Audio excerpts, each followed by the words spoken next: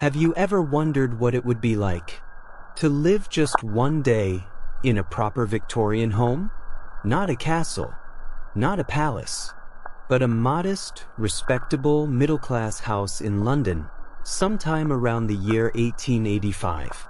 It's a world without phones, without heaters, without anything that plugs in, glows, or hums. There are no microwaves, no warm showers, no silence either, not really, because the walls creak, the coals hiss, the mice scratch behind the plaster. You'd be surrounded by velvet curtains that smell faintly of soot, by chamber pots that sit quietly beneath beds, by fireplaces that never quite heat the corners of the room, and corsets that never quite let you breathe. For just one day, we'll walk through that house. We'll wake with the cold. We'll scrub the floors. We'll boil the beef. And we'll try, really try, to fall asleep under a scratchy wool blanket, with rats somewhere in the walls. This isn't a nightmare. It's just life in 1885. So if you're ready, take a slow breath, pull up your blanket, and let's begin 24 hours in a Victorian house. The morning begins at 5 a.m. with cold water and a coal fire. In the year 1885, mornings did not begin with the cheerful chirping of birds filtered through double-glazed windows. They began with a far more jarring reality, the cold.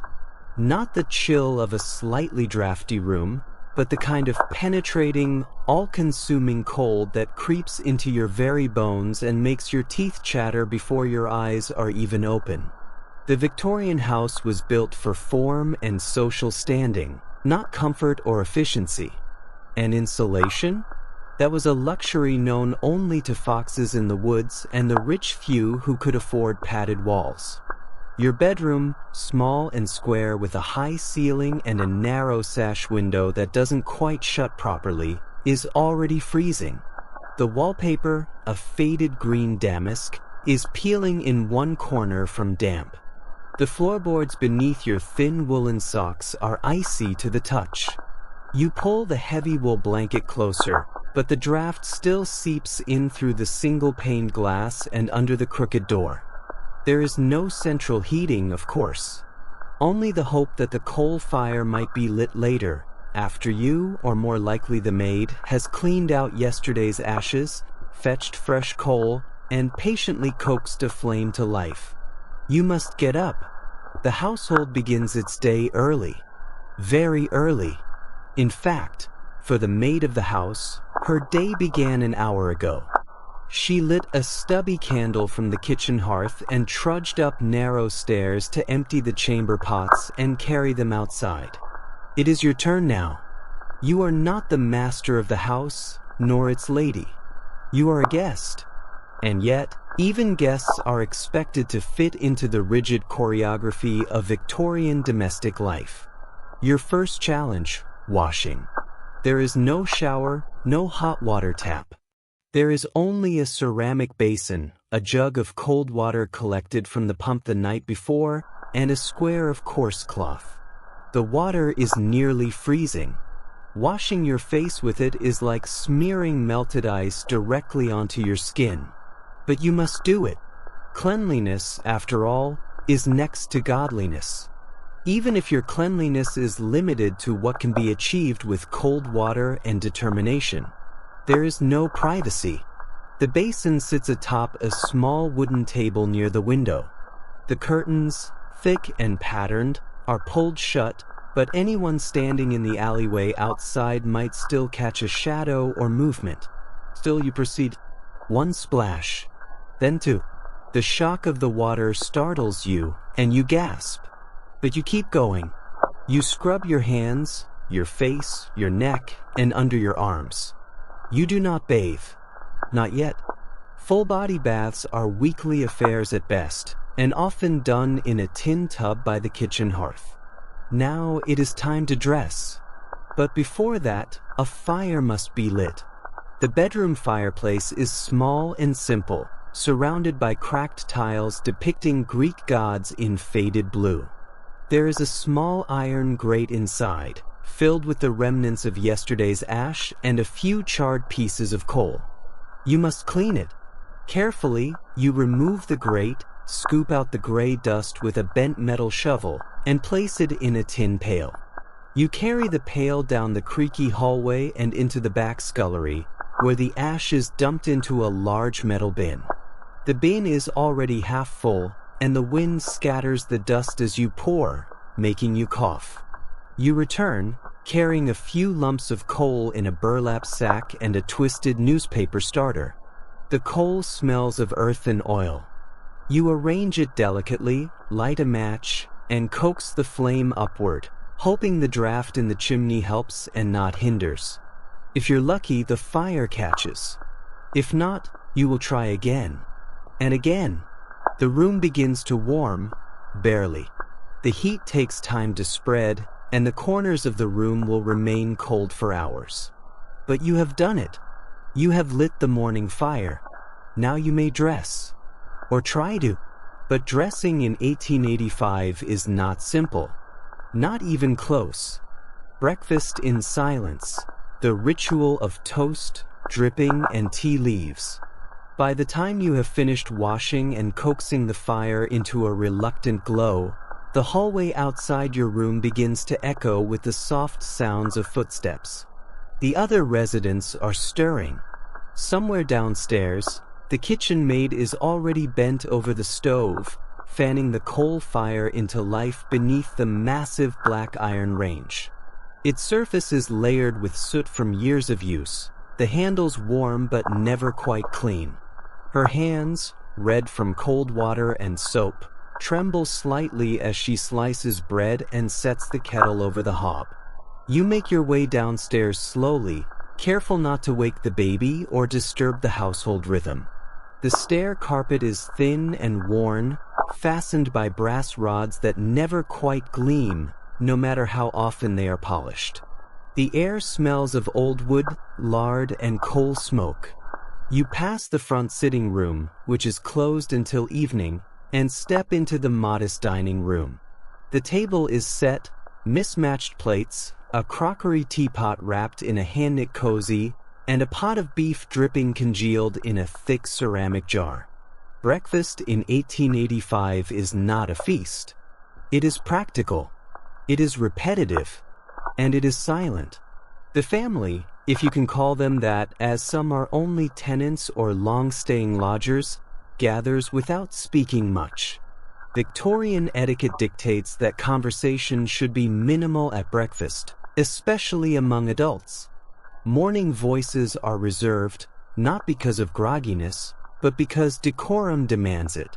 No one greets you cheerily. No one asks if you slept well. Instead, each person nods once, solemnly, before sitting in their usual place. There is toast. Always toast. It is made on a long metal fork, held carefully over the fire until crisp and just slightly blackened. Toast, in this era, is both a staple and a symbol. It means you have bread, and therefore, you are not destitute. The toast is scraped with a knife to remove any char, then smeared, not with butter, but with beef dripping, the fat skimmed off roasts from the day before, saved in jars, and kept cool by the kitchen door. Dripping is thick, pale yellow with flecks of brown. It smells faintly of meat and marrow. Spread over toast, it solidifies quickly in the morning chill. But it provides calories. And in a world where central heating does not exist and food security is precarious, calories are everything. You drink tea. Not the luxury kind with delicate floral notes and imported leaves. No, this is loose black tea, boiled until bitter and strong, then strained through a muslin cloth into a chipped pot. Milk is added, not much, because milk spoils quickly without refrigeration, and sugar if available. The tea is more for warmth than for pleasure. It is functional, like most things in this household.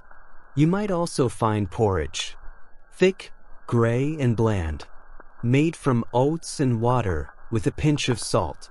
Sometimes, if the household is feeling flush, there's treacle or jam to stir in. More often, there is nothing. Just porridge, plain and heavy, meant to sit in the stomach and fuel the morning's labor. As you eat, you begin to notice the house's sounds. The creak of floorboards above as someone dresses. The hiss of the kettle. The distant knock of a coal delivery cart outside. And always the ticking of the long case clock in the hallway. It marks every second with a slow, rhythmic thud that seems to echo through the silence. No one rushes breakfast, but no one lingers either. Once the toast is eaten, the tea drunk, and the last spoon scraped from the porridge bowl, chairs scrape softly against the floor. Dishes are stacked, not washed yet, and the family disperses to begin their respective duties. You do not speak unless spoken to. You do not offer opinions. You do not complain. That is not the Victorian way. Your stomach is full, but not satisfied. There is no joy in the meal. No butter, no coffee, no eggs unless it is Sunday. But your body is warmer. The tea, despite its bitterness, has helped push back the cold. And the toast, greasy and crisp, will keep you going. You return upstairs. It is time to dress properly. And in 1885, that is not a simple matter of pulling on a shirt and trousers. Not even close. Because your clothing does not just reflect your taste, it defines your social standing. Dressing for the day, corsets, cravats, and social rules. In the modern world, getting dressed is often an afterthought. A casual affair involving perhaps a robe, a shirt, maybe jeans. But in a Victorian house, especially in the year 1885, dressing was not just a private activity. It was a performance. It was a duty. It was a ritual governed by class, gender, occasion, and time of day. To dress incorrectly was to risk shame, scorn, or silent judgment. To dress properly, on the other hand, was not praised. It was expected. Anything less was negligence. You begin with the underlayers. If you are a man, your first task is to step into linen drawers, loose-fitting, tied at the waist. Then comes the undershirt, long-sleeved, often made of flannel or cotton, and sometimes worn until it is nearly gray. Over this, wool socks. And not soft, elastic socks. These are stiff, itchy, and require careful pulling to reach the right height, lest your trousers reveal too much shin. Next, trousers, high-waisted, buttoned, often held up by suspenders rather than a belt. They are heavy, made of tweed, wool, or thick cotton. These trousers do not bend with you. You must bend with them. The shirt is starched, white, and scratchy at the collar. And the collar? It's detachable. You must button it into place. Your hands, not yet warmed, fumble with the buttons. It takes time. And patience. Then comes the cravat or necktie, depending on your station and fashion. It is not just a strip of cloth. It is a carefully folded, knotted symbol of your respectability. Too loose and you appear sloppy. Too tight and you cannot breathe. Either way, it takes several tries to get it right. There is no mirror with good lighting.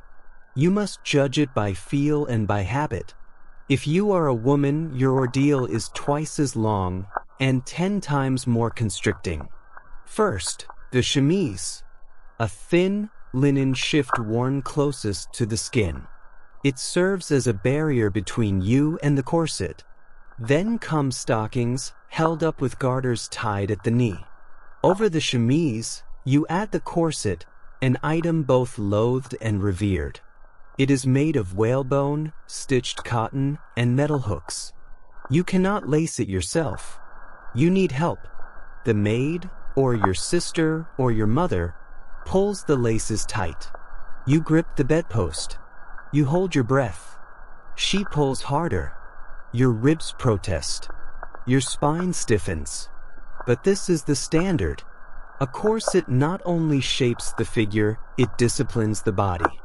It is as much about control as it is about beauty. And once it is tied, you must adjust your breathing. Speak in short phrases.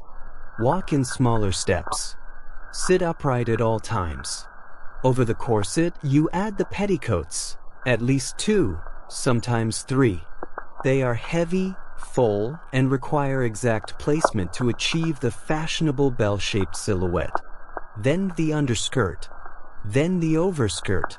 Then the bodice, buttoned or hooked from behind, making dressing alone nearly impossible. Each layer is part of a code. Each fabric, a signal. For those of higher standing, gloves must be worn before leaving the bedroom. No skin should touch a doorknob. For those working, aprons are tied snug, sleeves rolled, hair pinned tightly beneath a cap. No wisps. No looseness. No deviation. Children, too, are subject to their own uniformity. Sailor suits for boys, starched frocks and sashes for girls.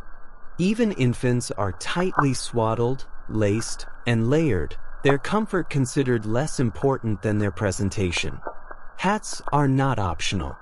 A man without a hat is undressed.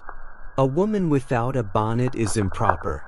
Shoes, often hard leather, narrow, and without much give, are polished daily. Even if they pinch, they must shine. Dressing takes time, and it takes silence. No one laughs while dressing. No one sings. The air is still. The mood focused. Each button, each lace, each collar is a step in a larger performance. The theater of Victorian respectability.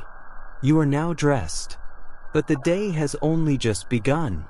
And if you thought the morning was difficult, wait until you face the expectations of daily labor inside a house that never truly rests.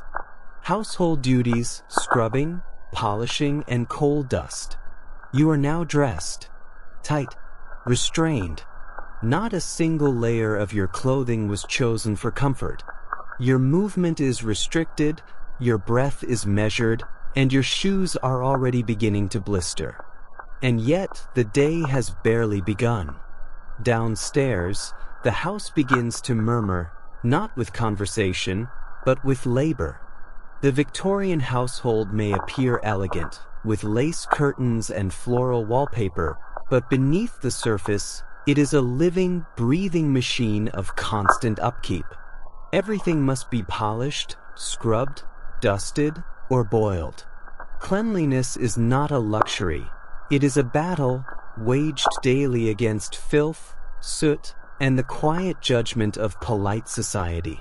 You descend the back stairs, narrow and dark. The wood beneath your shoes is slick from the morning mop. You steady yourself with the banister, a smooth handrail that never truly dries.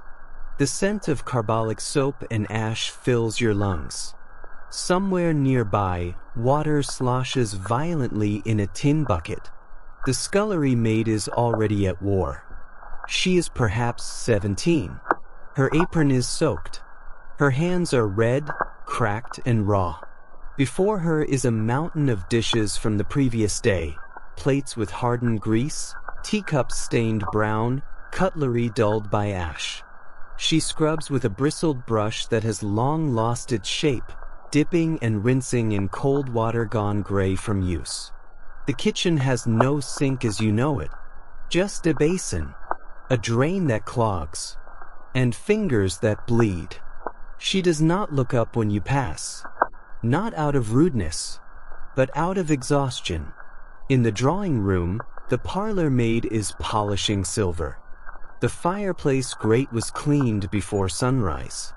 The ashes swept. The brass fixtures burnished. But still, her hands shake slightly as she applies the polishing cloth in circles, over and over.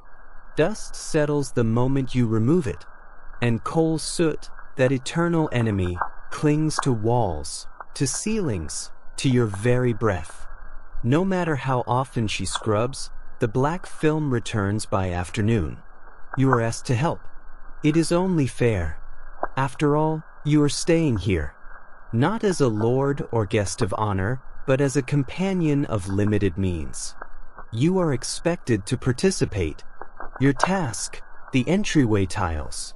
They are Victorian and caustic, geometric, red and black, each tiny square set by hand decades ago. And each one must shine. You kneel, your knees ache against the cold tile, and begin scrubbing with a stiff brush dipped in water and lye. The scent bites your nose. Your knuckles strike stone. Again and again. You rub until your fingers go numb, until your breath fogs the air, until the black coal dust lifts in streaks. And yet, they will never be perfect. The grout is forever stained. The corners too narrow for your reach. But someone will check. Someone always does. The lady of the house sweeps past. She is not cruel, but she notices everything. A dull patch, a missed step, a crooked towel in the water closet. And though she may not raise her voice, her disapproval lingers like a draft. You cannot offend her, not if you wish to remain welcome. Outside, you hear the coal man. The front gate rattles. Heavy boots strike the path. The metal chute bangs against the side of the house. A waterfall of coal tumbles down into the cellar with a sound like gravel and thunder. You know what comes next. The coal must be sorted. You descend into the cellar. It is dark. The air is heavy. The walls sweat with damp. You carry a small oil lamp, its flame flickering. The coal heap towers before you, a mound of black, sharp, dusty rock. It glistens faintly like obsidian in the dim light.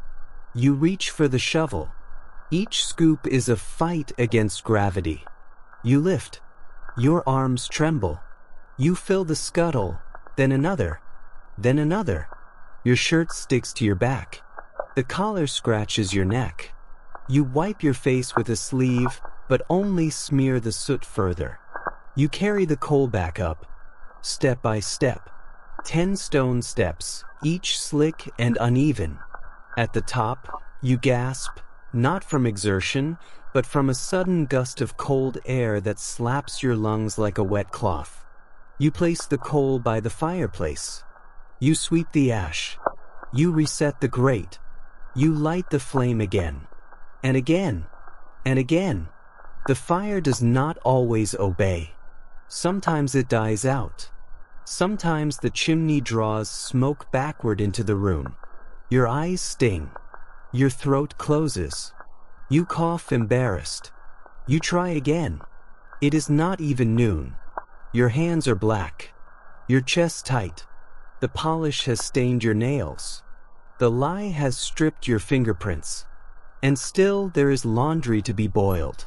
Potatoes to be peeled. Shoes to be blackened. And somewhere, someone is dusting the tops of picture frames, because it is unthinkable to let Sunday visitors glimpse the filth that never seems to die. You think of your own home, of central heating and electric light, of washing machines and vacuum cleaners, of running hot water and soft towels. In 1885, these things do not exist. They are not even dreams. They are heresy. You stare at your hands. The water in the pail is black. The brush is dull. And the day is far from done. This is not nostalgia. This is survival. And if you think the worst is over, you haven't yet faced the full horror of the Victorian bathroom. Sanitation and smells, the chamber pot dilemma. You have scrubbed the floors. You have shoveled coal. Your fingers are cracked, your arms sore, your skin faintly burned by soap and smoke. And yet, there remains one more duty. One so common, so quietly dreadful, that it is barely mentioned aloud. You must relieve yourself. But this is not the modern world. There is no handle to flush. No quiet retreat to a sealed porcelain room with bright light and running water. No privacy guaranteed. No hygiene assumed. This is 1885. And your bathroom is a wooden cabinet under your bed. It is called a chamber pot. A wide, low, ceramic bowl, sometimes ornate, sometimes chipped, that rests in a commode, a drawer, or simply in the open beneath the bed. You lift the lid. The smell hits you instantly. Not just your own, but everyone else's. If the maid hasn't emptied it yet, it may be full from the night before. Or the night before that. And it is your job to empty it. There are no toilets in the house. At least, not ones connected to anything resembling plumbing. You are lucky if there's an outhouse in the back garden. But it is cold outside. What? The path is slippery, and you are corseted, layered, or tightly buttoned into clothing that takes 10 minutes just to remove. So instead, you use the pot. You sit awkwardly, knees high, feet cold on bare wooden floors. You try not to think about the smell, or the sounds, or the fact that there is no toilet paper. Only torn pieces of newspaper or maybe a linen cloth that will be washed and reused. And then the true ordeal begins. You must carry it downstairs, through the narrow hall, past the kitchen where food is being prepared, into the yard, past the drying laundry, to the cesspit. The cesspit is a brick-lined hole in the ground, perhaps 4 feet deep, covered by a wooden lid. You lift the lid with a hook. The smell that escapes is beyond description. A thick, sour rot, heavy with ammonia and decay, that clings to your skin, your clothes, your memory. You pour the contents of the pot in, carefully, slowly, because if you spill any, you must clean it yourself. With rags, with vinegar, with prayers, and then you rinse the pot. With water drawn from the rain barrel or the pump. The water is never truly clean, but it is cold and it will do. You swirl it, dump it, repeat. Finally, you dry the pot with a cloth and return it to its place beneath the bed. Later, after tea, the routine will begin again. If you are staying in a finer house, there may be a water closet, a small room with a pull chain and a rudimentary tank. But it is rarely used. The plumbing is unreliable. Pipes freeze, drains clog, and if the pipe bursts, the waste floods into the house and seeps through floorboards. Many families, even wealthy ones, prefer chamber pots for nighttime use. It is simply safer, simpler, quieter, but not cleaner. If you are female, the ordeal is worse. Lifting skirts, petticoats, drawers, all in silence, in cold, in haste, is a daily gymnastics of modesty and balance. If you are elderly or ill, there is no help unless you ask. And asking is shameful. If you are poor, your chamber pot may be shared by multiple people. Emptied only once a day. Washed rarely. Stored under the bed, beside the fireplace, or in the corner of a cramped room filled with 6 bodies and no privacy. And then there are the flies, drawn by the warmth, by the scent, buzzing around your face in the dim light as you lift the lid, landing on your bread later, uninvited. The housemaid swats them away, but they always return. Some families try to mask the smell with lavender, vinegar, even burnt sugar, but nothing lasts. By late afternoon, the house smells faintly of human life, its sweat, its waste, its quiet indignities. You begin to notice that your sense of smell is dulling, not by accident, but as a defense, because in 1885, you cannot escape it. There are no bathroom sprays, no bleach, no flush, only habit and shame.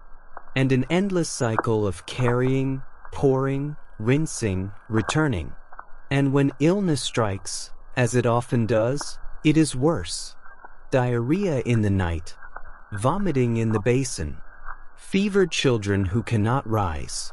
Their pots overflow, their beds reek, and the servants, overworked and unpaid, must clean up what cannot be ignored. Typhoid spreads this way. So does cholera. So does death. But in the morning, after the pots are rinsed, the beds are made, the fires relit, the toast served, and the cycle begins anew. You wonder how long you can last here. You glance at the chamber pot under the bed. Clean for now. But waiting. Always waiting. Lunch with class and cabbage, eating without a fridge. It is now just past midday. The household clock in the hallway strikes once, twice, then 12 sharp bongs that echo through the thin walls. The long case pendulum ticks on, marking the hour not of rest, but of one of the most anticipated and equally dreaded rituals of the day, luncheon. In a Victorian home, lunch, or dinner, as it was often called in middle-class households, arrives not with fanfare, but with a distinct, pungent smell. The moment it drifts through the hallway, boiled cabbage, roasted marrow bones, reheated mutton, you know what's coming. You are called to the table not by invitation, but by expectation. No one asks if you are hungry. You will sit, and you will eat regardless of your appetite. The dining room is dim, the curtains drawn to keep out flies and neighborhood dust. A lace cloth covers the table, though stained in corners. China plates are placed with military precision, each one slightly chipped, slightly mismatched, but respectable enough for company. The maid brings in the first dish. She wears gloves, not to protect you, but to hide her calloused hands. The main offering today is cold boiled beef. It is gray, dense, and sliced thick. It was cooked yesterday, left on a dish overnight beneath a mesh cover, and now brought to table again. There is no refrigerator, no cooling unit, no best by date. The meat has sat in a larder, a narrow room with stone walls and a small window that hopefully stayed shaded from the morning sun. Beside it lies a heap of boiled cabbage, pale and slick with butter. The smell is sour, metallic. It clings to the wallpaper, and it will stay in your clothes until tomorrow. There are potatoes, boiled until they collapse with the pressure of a fork. Sometimes mashed with a bit of dripping, sometimes just plain. They are often sprouted, the eyes cut out by hand before cooking. No one mentions it. You eat what's served, and then the oddities appear.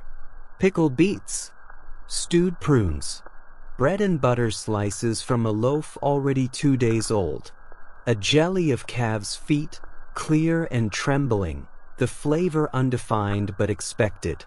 All arranged in silence, passed by hand, each guest serving the person beside them without comment. Conversation is not forbidden, but it is measured. Reserved. A polite nod here. A short observation there.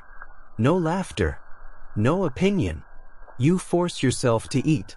The cabbage is lukewarm, its texture slippery. The beef is dry, the fat stiff. You chew slowly, mechanically. The potato falls apart in your mouth like wet chalk.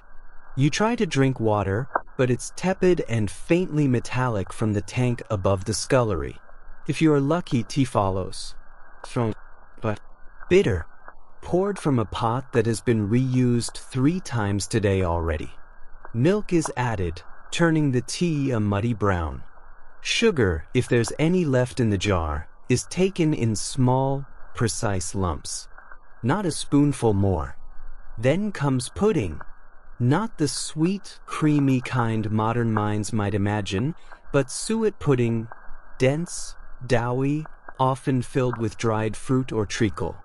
It is hot. It is heavy. And it sits in your stomach like a stone.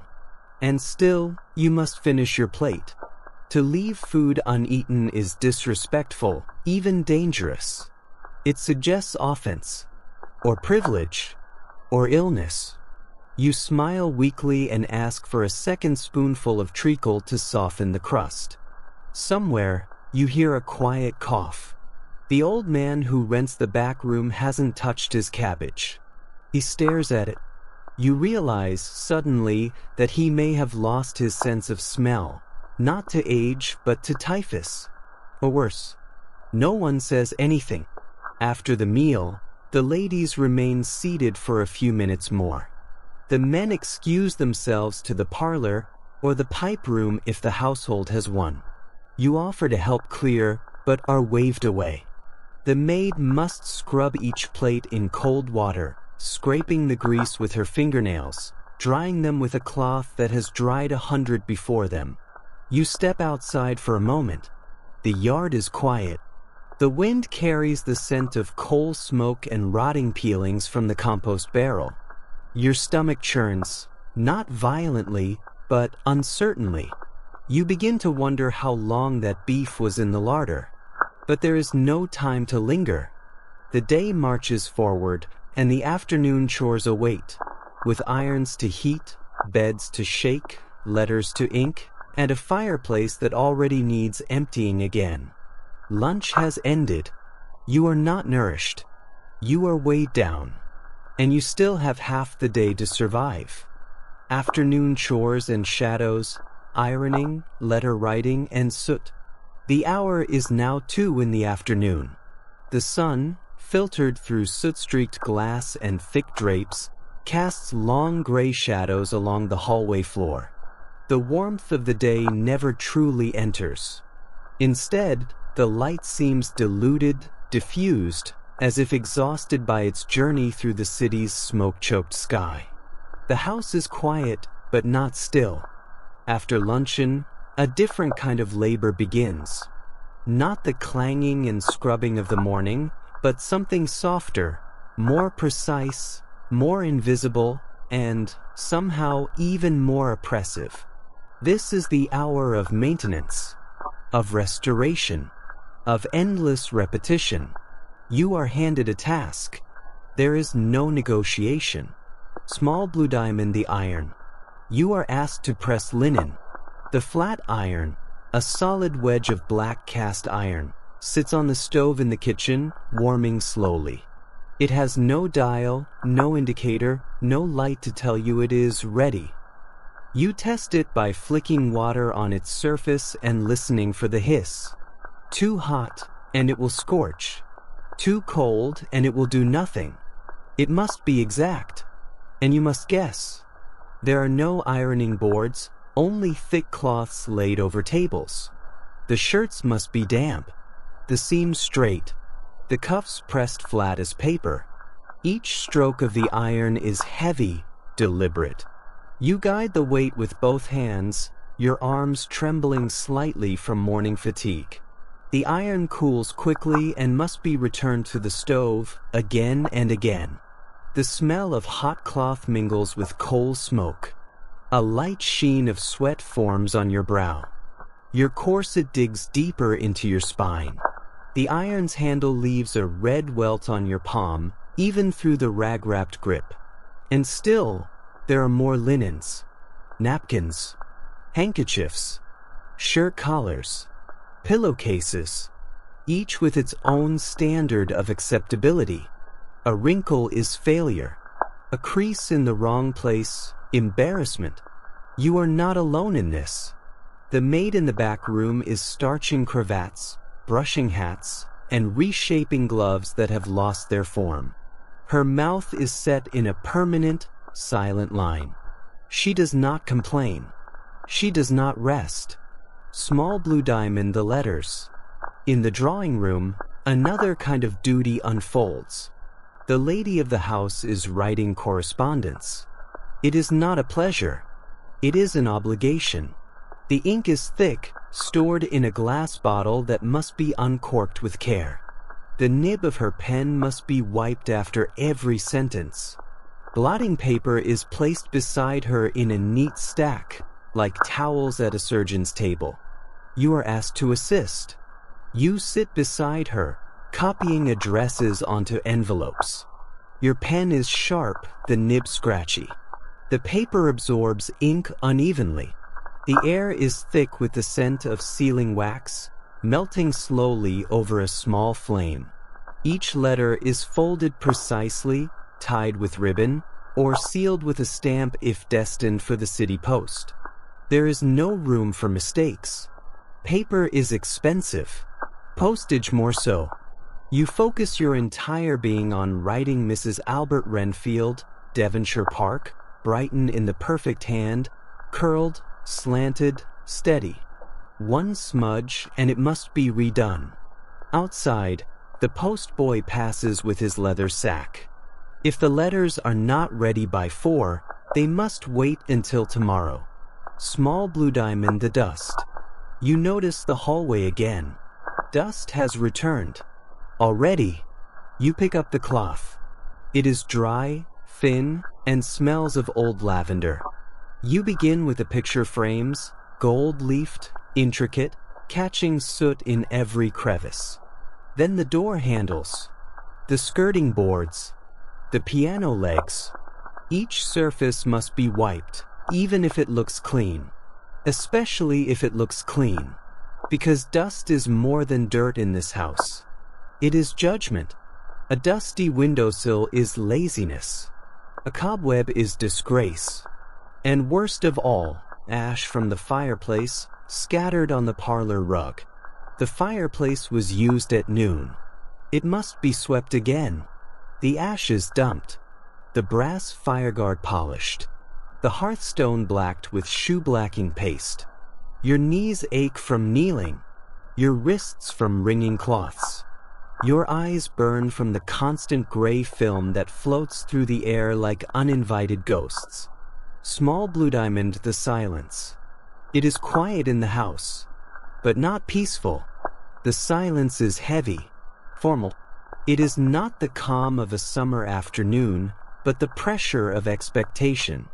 The only sounds are the ticking of the clock, the slow rasp of the brush against carpet, the soft scrape of iron on cotton. No one laughs. No one hums. Laughter is for children. Music for Sundays. Afternoon is for keeping up appearances, even when no one is watching. You glance at the window. The street outside is choked with fog. Not mist, but London fog, a yellow-brown shroud born of chimney smoke, horse manure, and factory ash. It leaks in around the window frame, staining the curtains. You close them. There is no rest. Evening is coming, and with it, the duty of entertaining, of posture, of hot water kettles and light from lamps that must be lit by hand, one wick at a time. You put the iron back on the stove. It's already cooled. Evening rituals, gaslights, socks by the fire, and parlor games. The hour draws towards 6. The sky beyond the curtains turns slate gray, then navy blue, and finally black, though the city never truly sleeps in darkness. The smoke from chimney tops lingers in the air, backlit faintly by the glow of oil lamps along the cobbled streets. A whistle from a distant train pierces the hush. Inside the house, however, the transformation is underway. Day gives way to evening not with a yawn, but with a ceremony. The maid, quiet as always, climbs the narrow back stairway with a small brass lamplighter in hand. She begins room by room, lighting the gas lamps one by one. There is no switch to flick, no bulb to twist. Each lamp must be lit from a match or taper, the flame held carefully to the small gas jet until it catches with a sudden pop and a hiss. The light is dim. It flickers slightly, casting shadows that stretch and sway along the wallpaper. Some lamps sputter, some smoke. If the gas pressure dips, as it often does, the flames shrink and the shadows grow. And still, the house must look serene. The parlor is opened for the first time today. You are summoned. not by command but by custom. It is expected that all members of the household gather like figures in a portrait. The fireplace here is already glowing, fed by a fresh stack of coal and carefully poked every 15 minutes. Its warmth is deceptive. The fire roars outward, but the corners of the room remain cold and still. The floor is thick with carpet. The walls, lined with books that no one touches. A pianoforte sits in one corner. It has not been tuned in years. The only sound is the faint click of the clock and the rustle of stockings against stiff upholstery. You sit, as instructed, in the second chair from the left. The low one. Your feet ache. Your clothes itch. But you cannot slouch. You cannot cross your legs inappropriately. You cannot let your shoulders fall. Posture is everything. Tea is served again, but not with joy. The tray arrives with its cups stacked and its sugar lumps guarded as if they were gold coins. There are biscuits, dry, unsweetened, oval-shaped things with the consistency of chalk. You dip them in your tea to soften them. You pretend to enjoy it. Then come the parlor games. Not the raucous ones. No charades. No wild laughter. Only genteel diversions. A game of 20 questions where no one dares guess anything impolite. A reading of the newspaper aloud, skipping the political pieces, focusing instead on foreign marriages and train collisions. Perhaps a hand of whist, played in grim silence, with rules enforced by the eldest in the room, who once saw Queen Victoria from a distance and never lets you forget it. Conversation is permitted in moderation, but the topics are limited. You may speak of the weather, miserable, the price of lamp oil, rising, the poor, a danger to public order, or your cousin's upcoming wedding, unless she's marrying beneath her station, in which case it must be referred to as her unfortunate engagement. You may not speak of your aching back, the broken chamber pot, the maid's cough, the rat you saw in the scullery, or your fear that the beef at lunch was turning gray around the bone. Someone suggests music. The piano is opened. A girl with practiced fingers plays a hymn, slow, solemn, in a minor key. It echoes through the house like a memory. No one sings. A few heads nod, rhythmically, politely. Then the piano is closed again. The silence returns. The fire crackles. You glance at your socks. They are damp from the coal bucket. You wish you could take them off and hold them by the fire, but such a gesture is reserved for men in their own homes, not for visitors, nor for women, nor for children. So you sit, still cold. The clock chimes 8. A sigh passes through the room. A signal. The end of the evening. The lamps are extinguished one by one. A dangerous business. If done too fast, the gas escapes and fills the room. If done too slow, the flame may burn the wick. The maid is careful, precise. She coughs once into her sleeve. Candles are handed out, short, stubby ones, barely enough to see by. You take yours, shielding the flame with one hand, and retreat upstairs. The hallway is pitch black behind you. The stairs creak. The house groans faintly as it cools. You reach your bedroom. It is cold again. The fire in your grate has burned to ash. You are too tired to relight it. The chamber pot sits waiting beneath your bed. You undress, layer by layer, fingers numb. You unlace your boots. You unpin your collar. You release the stays of your corset and breathe for the first time all day. You crawl beneath the blankets. You blow out the candle. And in the darkness, the only sound is the soft tick of the hallway clock and the faint scratching of something, perhaps a mouse, inside the wall. Tomorrow, this day will repeat, and you will once again pretend it is a life worth envying. The nighttime struggles, rats, cold sheets, and stiff muscles. The candle is out. The room is dark. But darkness in 1885 is not gentle. It is not the hum of a sleeping city, softened by the glow of LED lights through a curtain. It is absolute. Pitch black. A void that swallows shape, depth, and comfort. You blink, and nothing changes.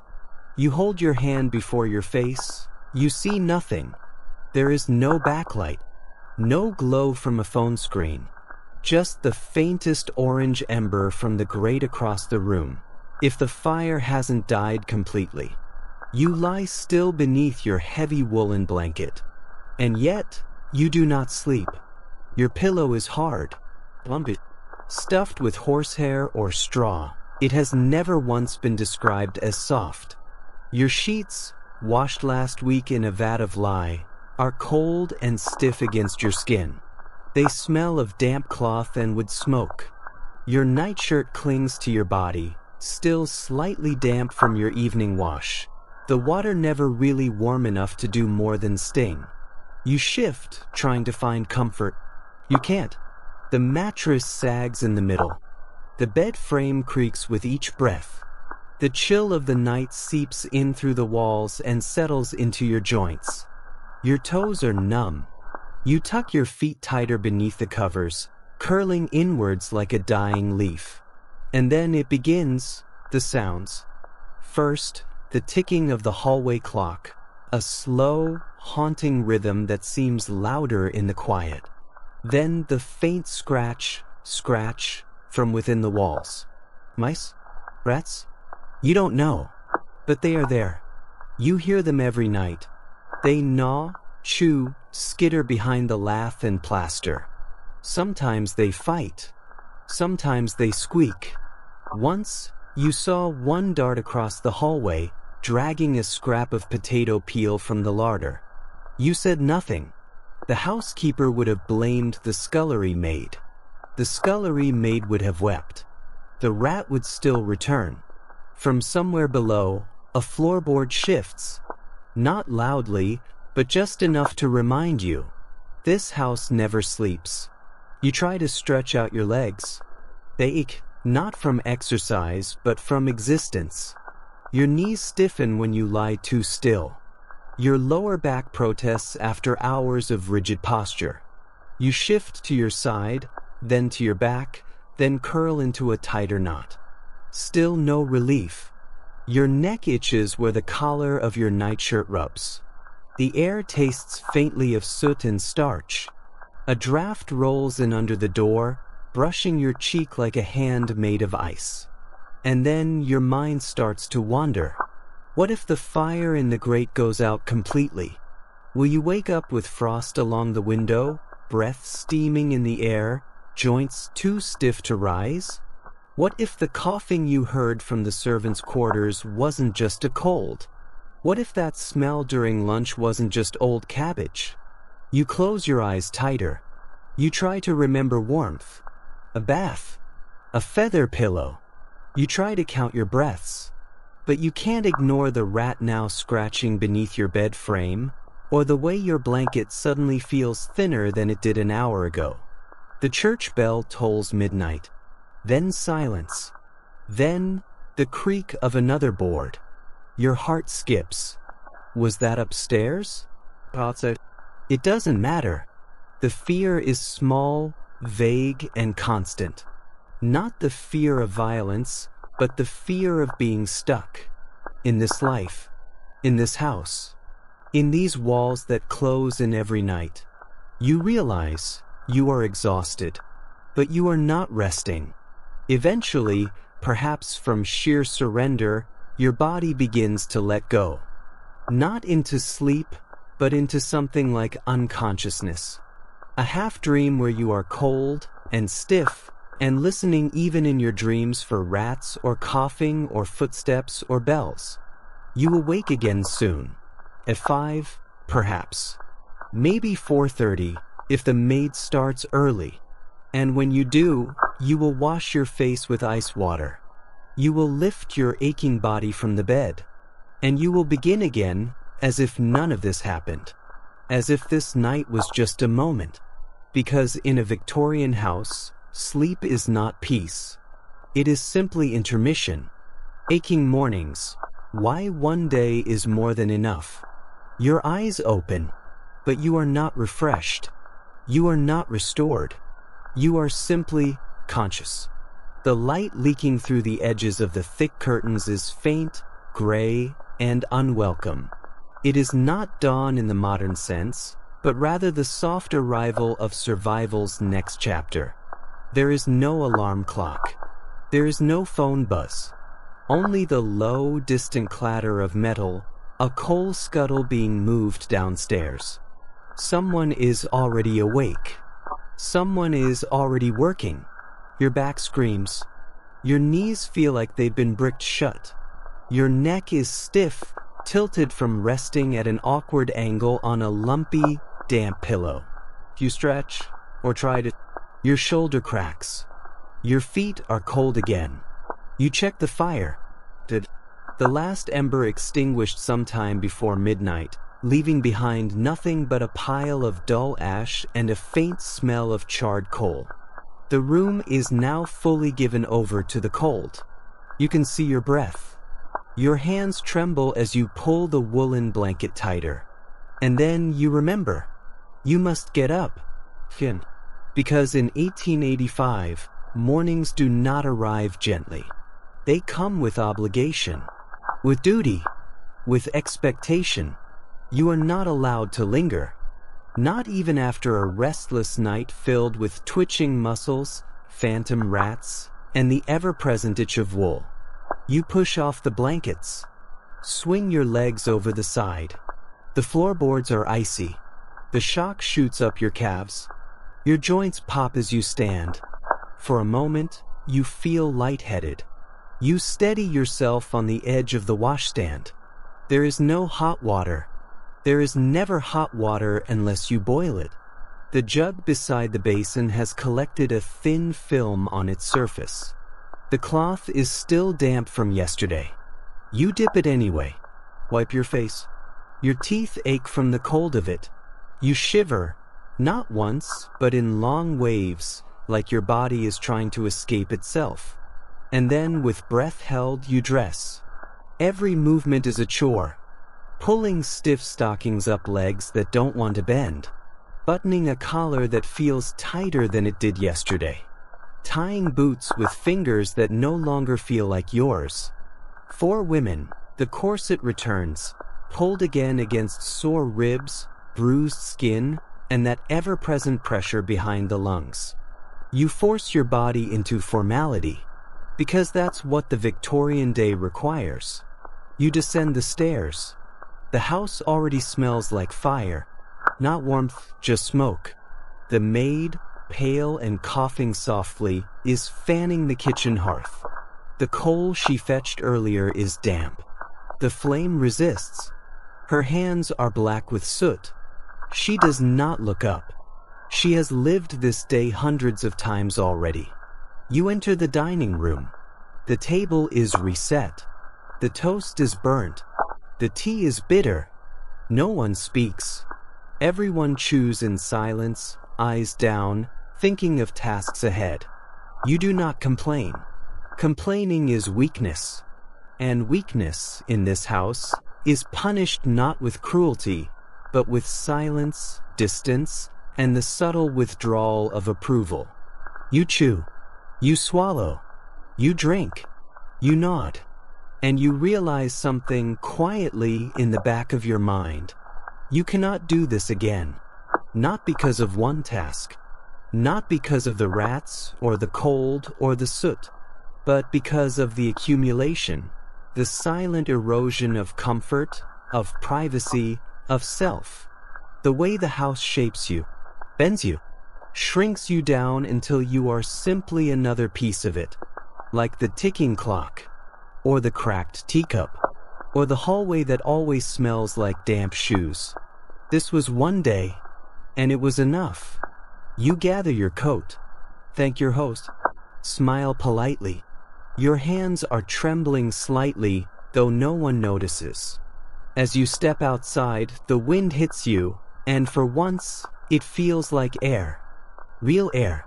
Moving air. You take a breath so deep your lungs sting. You walk. Quickly. Then faster. Then almost running. Behind you, the house continues. Another day begins. Another fire is stoked. Another pot is emptied. Another shirt is ironed. Another night is waited for. But not for you. You survive 24 hours in a Victorian house. And that is exactly long enough.